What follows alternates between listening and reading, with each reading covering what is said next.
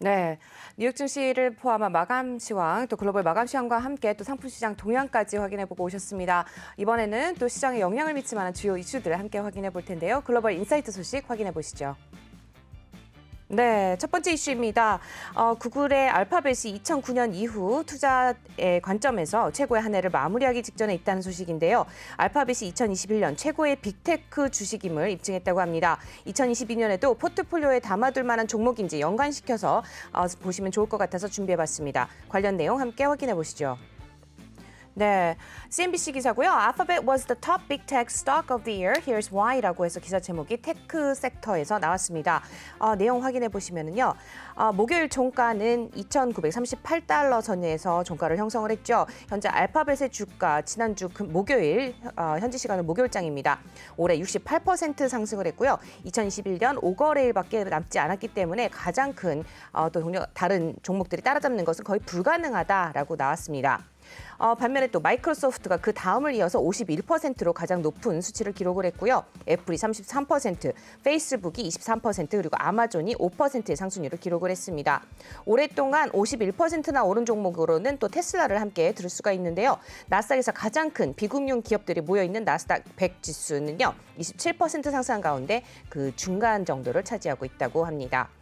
네, 알파벳 지금 보시면은요, 지금 수익의 대부분을 구글의 광고 사업에서 얻고 있는데 코로나19 팬데믹 기간 동안의 회복력이 입증되었고 최근에 인플레이션 우려에도 저항력이 있음이 입증이 되었습니다. 그러면서 지금 소비자들에 대한 웹과 모바일 검색, 지도와 유튜브 영상 등으로부터 더 많이 모여들었고 구글의 성장하는 클라우드 인프라 부서는 원격 근무의 폭발적인 증가로부터 비즈니스를 시작했다라고 합니다. 어찌든 간에 알파벳의 10월의 3분기 수익 보고서 다시 한번 확인을 좀 해보시면은요. 알파벳이 43% 광고 수익이 증가했다. 그러면서 531억 달러를 기록을 했다는 점을 다시 한번 내용을 전했고요. 유튜브 광고 매출 72억 달러로 유사한 증가 수치를 보였다라는 점도 확인해 보실 수가 있겠습니다. 페이스북과 스냅과 같은 다른 광고 기반 인터넷 회사는 애플의 iOS와 또 구글의 지금 전반적인 부분적으로 안드로이드 운영체제에 대한 통제 그리고 애플에 대한 의존도가 떨어지기 때문에 오히려 더 잘 버텼다라는 그런 분석을 내놨네요. 리피니티브의 분석도 함께 확인을 좀 해보시면은요. 평균 애널리스트의 추정에 따르면 1년 동안의 매출이 39% 증가해서 2,540억 달러에 이를 것으로 예상이 된다고 합니다. 2007년 이후에 가장 빠른 성장을 기록했고요. 구글의 모 회사가 2020년 2분기에 처음으로 짧은 매출 감소를 예상했기 때문에 단 13%만이 성장률을 기록한 해에 해당이 된다고 합니다. 앞으로도 계속해서 성장이 예상이 되는 만큼 관심을 가져보시면 좋을 것 같습니다. 이어서 두 번째 이슈 확인해 보시죠.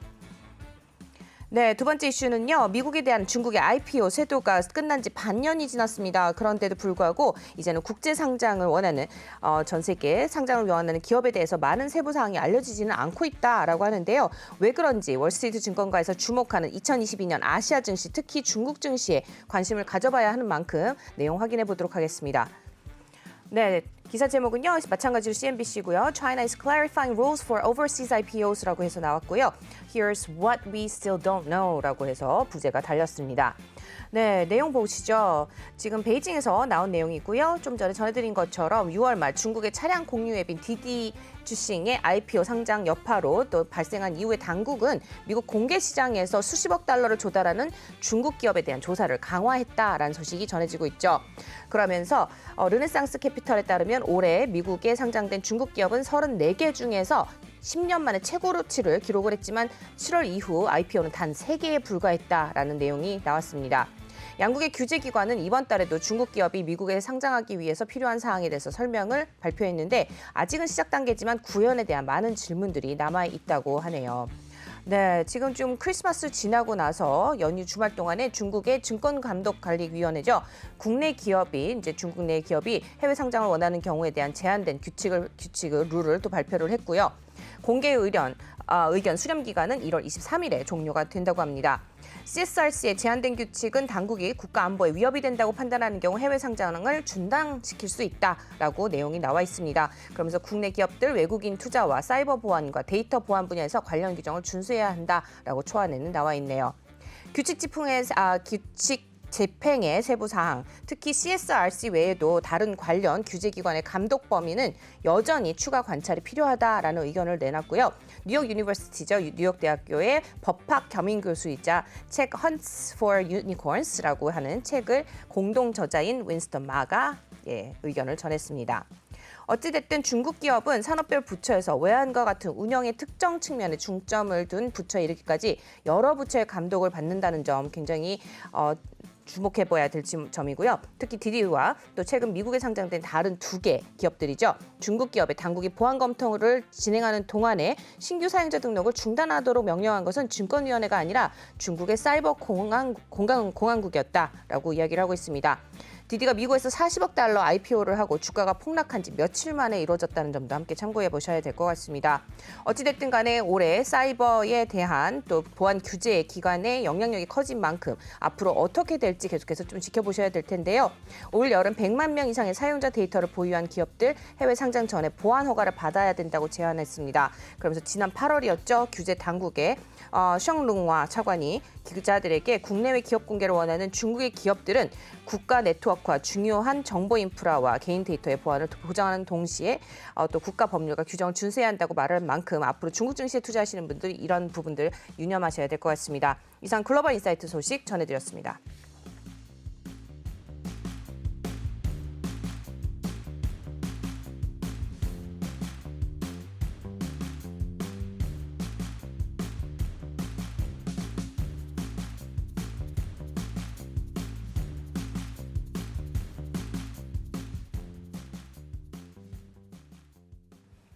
네, 오프닝 벨과 함께하고 계십니다. 주요 이슈들 함께 살펴보셨고요. 바로 이어서 또 전문가분 모셔보고 또 미국 뉴욕 증시에 대한 분석과 함께 국내 증시 전망에 대해서 들어보겠습니다. 미래에셋증권 강남역 WM의 국제문 수석 매니저 자리해 주셨습니다. 안녕하세요. 네, 안녕하세요. 네, 수석 매니저님. 간밤에 뉴욕 증시 또 좋은 흐름 가져갔습니다. 일단 크리스마스 이후에 다시 산타랠리가 이어지는 게 아니냐 이런 이야기들이 좀 나오고 있는데 어떻게 분석하고 계신지 말씀 들어볼까요? 그렇습니다. 지금 영국의 가디언지가 지금 오미크론이 결과적으로는 감기 수준으로 될 것 같다. 그런 내용들. 특히 이 오미크론이 확산세는 빠르지만 아직까지는 입원 환자라든가 사망자 수가 좀 적다. 이런 내용들이 미국의 어떤 투자 심리를 상당히 긍정적으로 올려놓은 것 같습니다. 사실 이전만 하더라도 성탄절 날 델타 항공이라든가 아메리칸 에어라인 쪽에서 수천 평의 항공이 결정됐다, 취소됐다. 이런 우려감들. 그리고 네덜란드는 이미 봉쇄 조치가 시작됐지만 벨기에 같은 경우도 일부 극장이라든가 이런 데에 대한 폐쇄, 그리스라든가 이탈리아 연달은 어떤 봉쇄 우려감, 시장이 상당히 부담스러웠는데 영국의 어떤 그 존슨 총리 같은 경우는 이제 더 이상 봉쇄는 없을 거다. 이런 내용들이 상당히 어떤 희망적인 다시 한번 경제를 재개할 수 있는 그런 어떤 긍정적인 메시지가 상당히 좀 시장을 긍정적으로 봤던 것 같고요.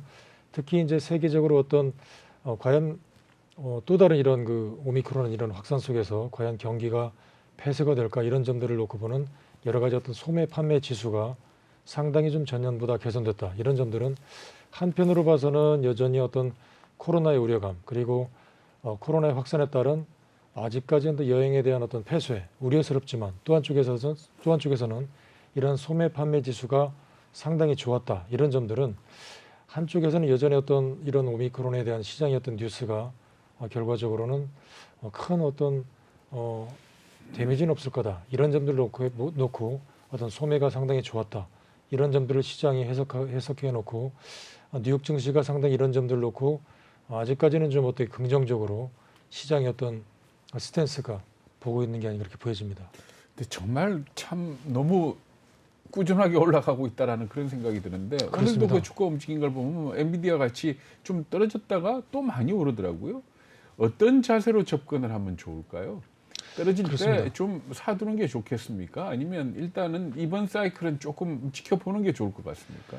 결과적으로 지금 이제 시장에 봐서는 중장기적인 관점에서는 여전히 과거의 어떤 내용들 그래서 지금 테슬라라든가 이런 종목들이 일부 투자자들 떨어지면 사겠다라고 했는데 떨어지는 폭은 적고 다시 한번 또 상승하는 폭이 크고 그렇기 때문에 마이크로소프트, 테슬라, 엔비디아 미래에 대한 성장성이 여전히 확실하게 나온다는 측면에서 아직까지 매수에 참여하지 않은 그런 투자가들은 계속해서 사는 것 같습니다. 그렇기 때문에 지금 이 시장에서 상당히 우려스러웠던 이런 오미크론 같은 경우도 결과적으로 경미한 수준이다 그렇기 때문에 떨어질 때마다 이런 점들은 분명히 많이 올랐기 때문에 뭐 주가가 조정을 보이는 차원이라는 것은 뭐 누구나 다 아는 내용이지만 성장성이 확실하게 나온다. 그리고 특히 엔비디아 같은 경우 어떤 영업이익 성장률을 보게 되면 대형주임에도 불구하고 상당히 중소형주보다 오히려 성장 속도가 더 좋은 이런 결과이기 때문에 투자자들로 하여금 살 수밖에 없는 그런 구조가 나오는 것 같습니다. 그래서 주가가 떨어질 때마다 일부 자금은 살 수밖에 없는 그런 구조가 나오지 않았나 보여지기 때문에 큰 흐름은 많이 올랐기 때문에 부담스럽지만 여전히 상승 캐파는 확실하게 나온다. 이런 점들을 투자자들은 계속해서 보고 뭐 떨어질 때마다 매수하는 게 아닌가 이렇게 보여집니다. 네. 또 간밤에 또 뉴욕 증시 어쨌든 간에 굉장히 또 좋은 흐름을 가져갔습니다. 지금 말씀하신 것처럼 뭐 소매 판매 지수도 긍정적으로 나왔고요. 이제 여러 가지 요인들을 볼 수 있는데 한편으로는 또 오미크론 바이러스가 지금 20만 명을 넘어서 50만 명까지 확대될 것이다. 이런 기사들도 나오고 있거든요. 이게 또 시장에 영향을 미치지는 않을까요?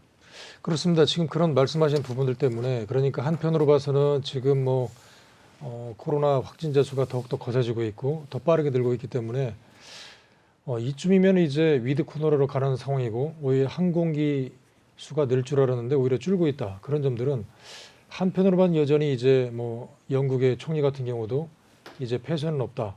상당히 좀 긍정적인 메시지를 부여기는데 불구하고 여전히 한쪽에서는 상당히 부담스러운 스탠스다. 그렇기 때문에 분명히 한쪽에서는 작년에 적극적으로 매수를 한 쪽에서는 올라갈 때마다 일단 팔고 보자 안전하게 그런 쪽은 나오는 것 같아요. 그렇기 때문에 올라갈 때마다 물량이 나오는 것 같고 반면에 떨어지게 되면 아직까지 사지 못한 그런 투자가들 그렇기 때문에 아직까지는 그래도 테이퍼링이 가속화되고 있기 때문에 위험 자산을 선호할 수밖에 없다. 그런 구조는 살 수밖에 없기 때문에 이런 주도가 계속해서 충돌하고 있는 것 같습니다. 그래서 떨어지면 계속해서 매수 쪽은 들어오는 것 같고 그리고 주가 올라갈 때마다 매물이 나오는 거기 때문에 이런 점을 투자가들은 참고하셔야 될 것 같고요. 하지만 오미크론이 계속 확산되게 되면 분명히 부담스러운 건 맞습니다. 하지만 다시 한번 최근에 화이자라든가 머크 쪽에서 어떤 먹는 치료제를 빠르게 이제 FDA에서 승인함으로 인해서 이런 부분들이 다시 한번 시장에 대해서 뭐 긍정적인 주가를 상승 쪽에 뭐 가이던스 쪽을 나오게 하는 그런 국면인가 이렇게 보여집니다. 네, 일단 이제 국내 증시 전망에 대해서도 좀 들어보도록 할 텐데요. 아무래도 우리 오미크론 변이 바이러스, 뭐 우리도 뉴욕 증시에 대한 영향력이 또 우리 국내 증시에도 좀 미칠 수 있는 만큼 좀 관심을 가져봐야 될 텐데 어찌됐든 뭐 어제 그 경구용 치료제도 이제 승인이 났고 우리나라에서도 이제 수입이 된다라는 기사들도 나오고 있잖아요. 앞으로 좀 이와 관련한 주식이라든지 어떻게 연관지어 볼 수 있을까요? 그렇습니다. 전일이 이제 또 하나의 특징주가 이제 뭐 지금 말씀하신 그런 경구용 치료제가 FDA에서 상당히 긴급 승인, 상당히 좀 빠르게 승인하다 보니까 지금까지 어떤 백신 관련주들, SK바이오사이언스라든가 이런 진원생명과학 같은 백신 관련주는 떨어지고 반면에 이제 치료제 관련주, 이런 화이자에 관련된 제일약품이라든가 그다음에 우리나라 쪽에서도 셀트리온 같은 관련주들이 이미 네.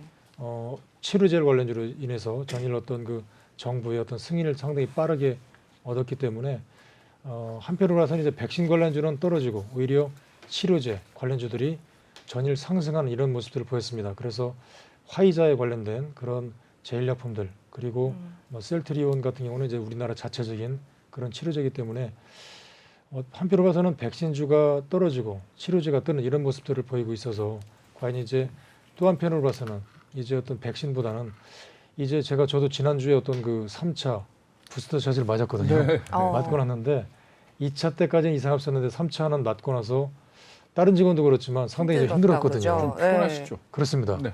그렇기 때문에 이런 얘기가 나오는 것 같아요. 이제 백신을 과연 맞아야 될까? 치료제도 나오는데. 그러니까 아니 이스라엘에서는 4차 접종 하려다가 일단 중단했다는 거 아닙니까? 그렇습니다. 그러니까 이제 만약 이런 치료제가 상당히 빠르게 나오고 효능이 좋다면 이제 다른 쪽에서는 그래 뭐 백신도 이제 백신보다는 이제 뭐 지금 나오는 어떤 오미크론 같은 경우도 상당히 이제 감기 수준이라고 하는데 오히려 미리 이제 마스크 쓰고 조심하고 백신보다는 이제 치료제가 나오게 되면 오히려 치료제를 이제 투입하는 게 낫지 않을까 그런 얘기도 나오더라고요. 그렇기 때문에 제일약품이 어떤 의미에서 화이자하고 관계가 있습니까? 이제 전에 화이자 제약과 관련해서 이제 그쪽에 납품하는 아, 그래요? 그러다 보니까 이제 그리고 이번에 특히 이제 화이자가 이제 우리나라 쪽에서도 먹는 치료제를 정부가 발빠르게 네네. 승인을 하면서 네.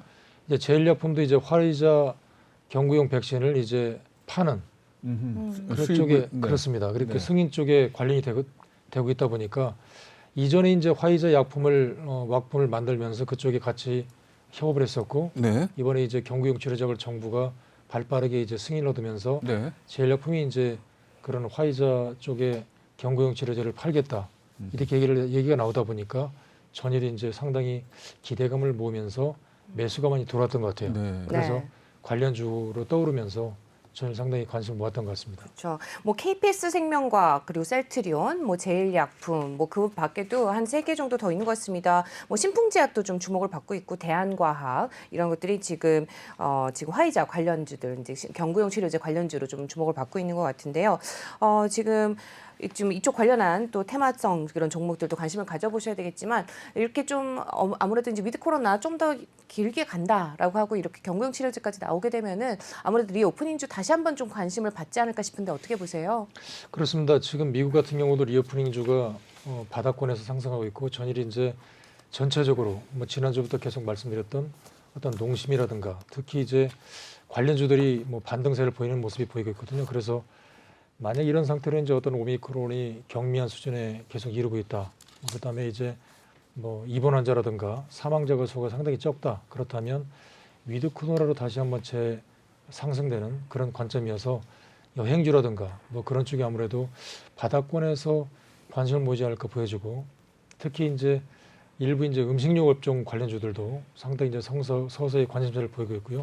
특히 이제 전일 현대 그린 푸드라는 종목도 바닥권에서 상당히 어떤 러브콜을 보면서 상승을 보이고 있는데 결과적으로 한편으로 봐서는 이제 유명한 어떤 레스토랑 관련해서 우리가 코로나 때문에 상당히 가기가 힘들다 이런 점들인데 이런 레스토랑의 유명한 레시피를 이제 현대 그린푸드 같은 뭐 어떤 지난주에도 이제 CJ 프레스웨이도 말씀드렸지만 대기업들 어떤 유명 레스토랑 레시피를 바탕으로 해서 이런 레스토랑의 어떤 음식들이 간편식으로 만들어서 가정에 공급된다. 자 이런 점들이 최근에 부각을 나타내면서 전일 어떤 현대 그린푸드가 상승을 보였다는 점이거든요. 그래서 현대 그린푸드도 마찬가지로 전국에 이제 10대 유명한 레스토랑 레시피 그러니까 현대 그린푸드가 모든 이제 뭐 어떤 마케팅이라든가 전반적인 모든 비용을 투여를 하고 그런 레시피 쪽에서 레시피만 받아서 이제 포장을 해서 간편식으로 이제 레스토랑 간편식을 이제 가정에 공급하는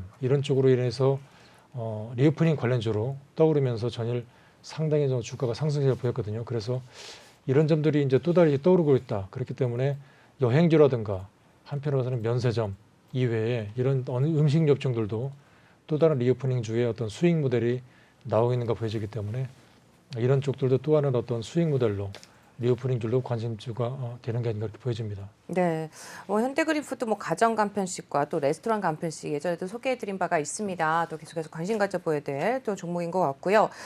또 어제 또 굉장히 또 계속해서 좀 연일 관심 받고 있는 게 바로 로봇 관련주가 아닌가 싶습니다. 어제도 로봇 관련주들 굉장히 좋은 흐름 가져갔잖아요. 어떻게 보세요? 그렇습니다. 지금 삼성그룹이 로봇 기술 쪽에 참여를 하면서 어떤 또 다른 쪽이 이런 쪽은 어떤 정부의 국책 사업이기도 합니다. 그래서 삼성도 어떤 로봇 사업 분야로 뭐 지난주부터 계속 이미 LG전자나 현대차는 로봇 관련주를 인수를 하면서 추가적인 어떤 수익 모델을 창출하고 있고 그래서 지금 삼성전자가 쌓아놓고 있는 이런 자금을 가지고 과연 어느 쪽에 인수합병을 통해서 한 단계 더 업그레이드되는 그런 수익 모델을 창출하고 있을 건가에 대해서 시장이 관심을 많이 모으고 있거든요. 그래서 연초부터 삼성전자 매수했던 그런 매니저들 쪽에 가장 관심 있는 쪽이 과연 비메모리 쪽이 어느 정도로 성장했을까 그리고 또 한쪽이 과연 M&A를 어느 쪽으로 할 수 있을까인데 글쎄요 아직도 나오고 있지는 않지만 삼성전자가 국내 대기업 로봇 사업을 확장하는 가운데 로봇 관련주가 계속 상승세를 보이겠는데 특히 이제 홈 서비스 로봇 관련해서 자율주행 서비스 모델에도 어떤 로봇이 도입하고 있다. 그래서 전일 어떤 에브리봇이라는 종목도 상승세를 보였고요.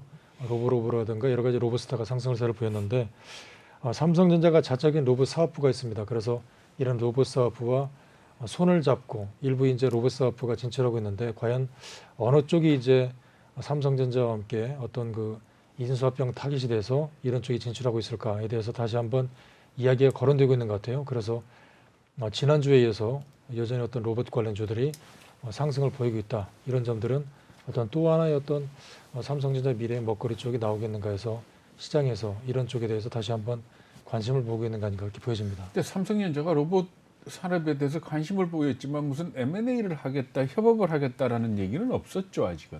아직까지는 공식화된 얘기는 전혀 없었고요. 네. 그래서 시장에서는 이제 삼성전자 쪽에서 이미 뭐 LG전자나 이런 쪽에서 어떤 수익 모델을 창출하고 있기 때문에 네네. 어떤 미래에 대한 우리가 로봇은 가야 될 상황인 것 같고 그래서 여러 가지 이제 이야기가 거론되고 있는 것 같아요. 네. 그래서 아직 뭐 나오고 있는 공식적인 이야기는 나오고 있지 않지만 시장에서는 이런 쪽을 미리 겨냥해서 주가가 미리 움직이는 게 아닌가 그렇게 해석을 하고 있는 것 네. 같습니다. 어제 또 SD 바이오 센서도 굉장히 큰 폭으로 올랐잖아요. 왜 그렇죠? 어제 SD 바이오센스 같은 경우도 역시 마찬가지로 그런 쪽인 것 같아요. 그러니까 이제 코로나19 진단 키트 관련해서 미국 FDA 긴급 사용 승인을 얻었다. 그래서 네. 이제 진단 키트가 이제는 이제 우리가 가정에서도 일상화. 네. 그렇습니다. 이제 일상화. 그러니까 우리가 이제 코로나 관련해서 이제 상당히 뭐 추운데도 불구하고 어떤 보건소 쪽에서 줄을 서서 기다려야 된다 이런 쪽인데 이제는 미국에서도 그랬었고요. 그래서 이제 가정에 뭐 전폭적으로 공급하겠다. 그래서 이제 우리가 가정에서도 쉽게 이거를 구해서 이제 뭐 SD 바이오 센서를 통해서 가정에서 체크를 하겠다는데 물론 이런 얘기도 나옵니다. 그러니까 이제 가정에서 내가 체크를 해서 양성이 나왔는데 또 보건소에 가서 또 체크를 했더니 뭐 음성이 나왔다더라. 그래서 이제 과연 이런 쪽이 신빙성이 있는가? 물론 얘기는 나옵니다. 네, 하지만 그렇죠.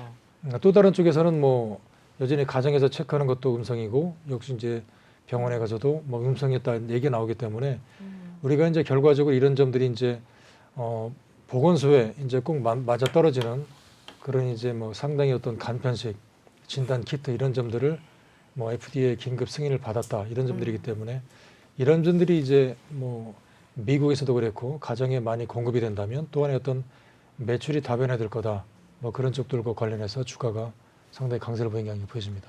반도체 관련해 가지고 아마 투자하시는 분들 거의 전문가 수준이실 텐데 삼성전자 그렇습니다. 하이닉스 어떻게 보십니까? 일단 좀 올랐다가 어제는 좀 조정을 받는 모습이었는데 그렇습니다. 그냥 버티는 게 좋을까요? 아니면 조금 좀 매도를 해서 현금을 좀 갖는 게 좋을까요? 아닙니다. 그 결과적으로 지금에 대한 사이클은 이제 뭐 상승은 시작됐는데 계속해서 어. 제가 말씀드린 대로 한 번 떨어질 수 있다. 뭐 결과적으로는 상승할 수 있다. 네네. 그런 점들이 뭐냐면 디램이라든가 그다음에 어떤 PC 이런 출하량 이런 점들이 내년도에 마이너스다. 뭐 지표가 거의 확실시된다고 합니다. 그렇기 네. 때문에 그러니까 반도체 메모리 쪽만 보는 쪽에서는 떨어져야 된다. 계속 주장하고 있습니다. 그러니까 네. 그런 쪽에서는 내년 1, 4분기에는 떨어질 것이다. 그때 사겠다. 이렇게 보는 것 같고요. 네. 반면에 지금 비메모리 쪽에 기대를 넣는 쪽. 그러니까 지금 삼성전자가 미국에 대규모 지금 비메모리 사업을 투자를 했거든요. 네. 그리고 더구나 중요한 점들은 특히 이제 AMD 같은 경우가 애플 이런 쪽은 당연히 이제 그 중국 쪽에 그 세계 최고의 중국 쪽에다가 계속해서 이제 납품을 하고 있는 상황입니다. 네. 하지만 미국 쪽에 이제 비메모리 쪽에 삼성전자가 대규모 이제 투자를 했고 이런 AMD 쪽이 이제 그 대만 쪽에 계속 투자를 했는데 이제 그 삼성전자 일부 이제 투자를 했고 그렇기 때문에 이런 비메모리가 아직은 멀었습니다만 성장 가능성이 상당히 높다. 그래서 한쪽 측 그러니까 메모리 쪽에서만 보는 쪽에서는 이미 뭐 PC는 다 팔렸다. 그리고 이제 성장 사이클이 없다. 그렇기 때문에 이제 한 번 정도 내년 1, 4분기에는 마이너스를 가야 된다. 그렇기 때문에 지금 주가가 단기적으로 마이너스를 보이는 이유는 네. 한 번 정도 이런 쪽이 봐서는 한번 떨어질 것이다라고 보는 것 같아요. 그렇기 때문에 그런 쪽은 단기로 팔고 더 싸게 사자라고 보는 것 같고요.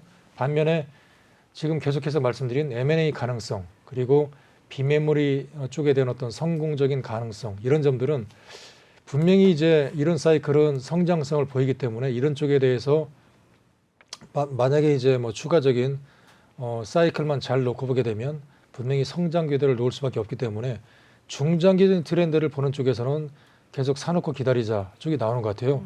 그러니까 단기적인 어떤 그 메모리 쪽에 보는 쪽은 한번 떨어질 것이다. 그런 쪽에서는 단기적으로 팔고 보자라고 보고 뭐 저희 같은 쪽에서는 아직 미리 살 필요는 없다라고 보는 것 같고 네. 하지만 중장기적인 쪽에서 보게 되면 결과적으로 M&A 가능성 상당히 좋을 것 같다. 그리고 미국의 비매물이도 결과적으로 좋을 것 같다. 이런 쪽이기 때문에 이런 쪽에서는 뭐 중장기 쪽에서는 뭐 사놓고 보자 이런 쪽이기 때문에 뭐 중장기적인 쪽을 보는 쪽에서는 여전히 좀 사놓고 보자 이런 쪽은 상당히 보는 것 같고 뭐 단기적인 쪽에서는 좀 상황을 좀 놓고 보는 뭐 그런 쪽이 좋지 않을까 보여집니다. 네, 말씀 잘 들었습니다. 오늘 또 투자 전략 어떻게 세워보면 좋을지 말씀 들어본다면은요. 그렇습니다. 지금 이제 한쪽에 봐서는 어떤 오미크론에 대한 안정성 뭐 이런 쪽이 나오기 때문에 분명히 그런 쪽에 대해서는 상당히 긍정적입니다. 그렇지만 또 다른 면에서 보게 되면 이런 오미크론이 이제 안정적인 사이클로 보게 되면 이제 그 테이퍼링은 진행 중인 건 맞습니다. 그렇기 때문에 테이퍼링은 더 빨리 가속화될 수밖에 없는 거고 그리고 가장 중요한 점은 이제 시장의 지표인 것 같습니다. 그래서 시장에 대해서 이제 가장 중요한 지표들, 어떤 경기적인 지표들, 그다음에 물가 지표들이 상당히 중요할 것 같고요. 그다음에 최근에 이런 물가 지표들이 여전히 계속해서 상당히 높은 그런 수준이 나온다면 테이퍼링 가속화될 수밖에 없고 그리고 유럽 쪽에 테이퍼링도 내년 3월 달에 끝나는 거고 그렇기 때문에 한쪽으로 봐서는 이런 어떤 물가 지표들이 계속해서 뭐 우려스럽고 그다음에 이제 어떤 경기 지표들 이런 지표들이 상당히 이제 시장에 대해서 부담스럽다면 금리적인 인상 스트레스는 상당히 크기 때문에 종목들이 상당히 엇갈릴 것 같아요. 그렇기 때문에 금리 인상이 계속해서 빨라진다면 많이 올랐던 종목들 이런 그 전기차라든 이런 점들은 고점에 매물이 나올 수밖에 없는 국면이기 때문에 매물을 이제 작년과 다르게 좀 투자 전략을 좀 짧게 가져가야 될 것 같습니다. 그렇기 때문에 한쪽 측에서는 여전히 이제 중장기적인 측면에서 어떤 미국의 어떤 엔비디아라든가 마이크론, 테크놀 이런 종목들을 중장기적 트렌드의 차원에서 좀 떨어지면 사는 전략을 구사하는 게 밖에 좋을 것 같고요. 또 다른 측면에서는 상당히 빠른 트레이드한 전략, 그러니까 내년도 전략은 뭐 시장에서도 계속 나오지만 상당히 더 어려워질 거라는 그런 내용들. 그다음에 이제 금리 인상이 올라가는 시점에서는 주가가 좀 계속 상승하기보다는 올라갔다 싶으면 떨어질 수 있는 이런 구조이기 때문에 주가가 좀 상승한다 싶으면 일부 현금을 만드는 전략 계속 필요할 것 같고요. 그다음에 주가가 떨어질 때마다 매물을 주식을 좀 사는 전략 이런 점들 그렇기 때문에 뭐 작년과 정다른 그런 전략으로 일부 현금을 가지고 상당히 한쪽에서는 발빠르게 매매하는 그런 트레이딩 전략을 상당히 구사하시는 전략이 상당히 좋을 것 같습니다. 네, 오늘도 말씀 잘 들었습니다. 오늘 도움 말씀 주신 분 미래에셋증권 강남역 더블림의 국제문 수석 매니저와 함께했습니다. 말씀 고맙습니다. 네, 감사합니다. 안녕하세요. 내외경제TV의 장유진입니다. 저희 내외경제TV의 다양한 영상과 콘텐츠 잘 보고 계신가요? 더 많은 영상과 콘텐츠를 원하신다면 지금 왼쪽의 버튼으로 저희 채널을 구독해주세요. 저희 다시 보기 채널도 따로 있으니까요. 많은 관심 부탁드립니다.